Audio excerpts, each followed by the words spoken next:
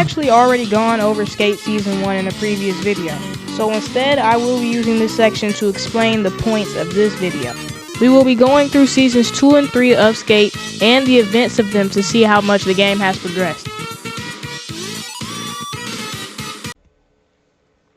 It is 6:04 p.m. on December 5th, 2025. The Skate Season 2, has been out for 3 days, and it sucks. I think EA is putting shills in my YouTube recommendations to gaslight me into liking this season. It's really bad. This season's very buggy. Naturally playing the game, it's a lot more buggy than Season 1 in my opinion. One of the most annoying ones that I've experienced is literally, sometimes there's a small chance when you're going to your session marker, the game will just freeze you. And there's nothing you can do about it. I'll put a clip on the screen. The game will just freeze you.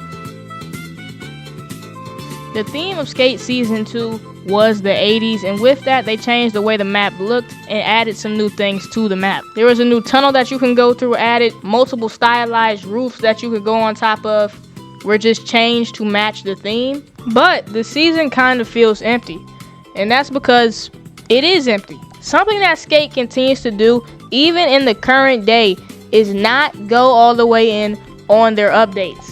Every time there's an update, it's, oh, this one spot looks different, or, oh, this one mecha ramp looks different, but the rest of the map and everything else is completely the same. Why would you want to stay on the game for that? You come to the spots that they change, you play on them for a little second, and then you get off.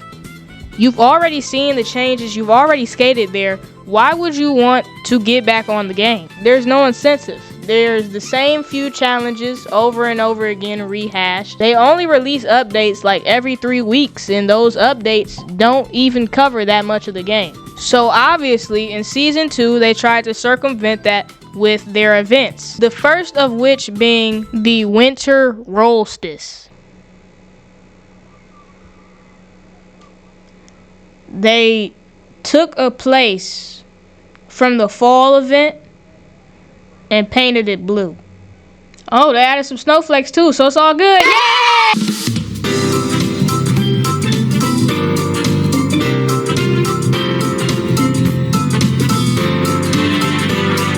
Skate's Winter Solstice was one of the worst things I've ever played in my life. There were only a couple spots on the map that had a snow effect and a blue park.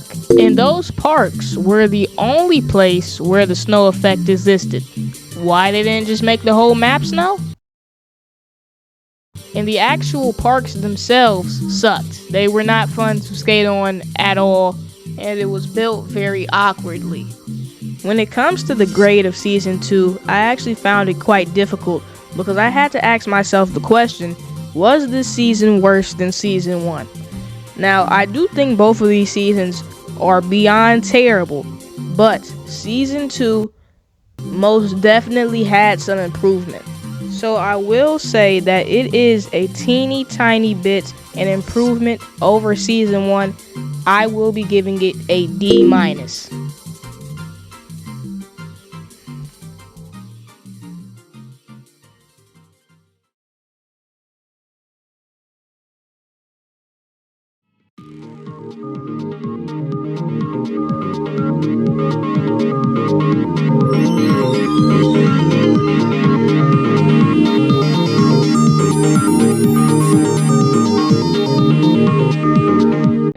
Prior to Season 3's release, they kind of put out this roadmap of sorts, where they would plan out and list the things that they are intending to do with the game. Inside of this Season 3 roadmap, I think it's important that we go over 3 things. The Isle of Grom, community-created skate parks, and their new challenges.